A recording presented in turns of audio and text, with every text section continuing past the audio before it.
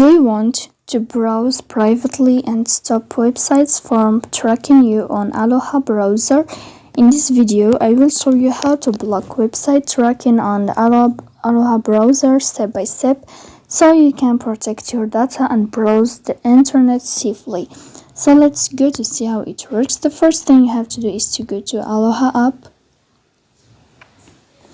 Here in this page, you will go to above to this sign or to this feature of settings, so you will tap here.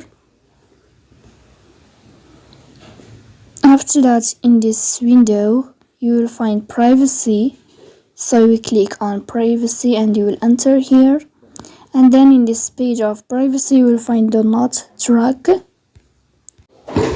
As you see here, send do not track request to websites that respect this setting. So you will enable it here if you don't want other websites to tracking you on this browser. So that's it. If you are enjoying watching this video and if this video is helpful for you, don't forget to support us by like and subscribe.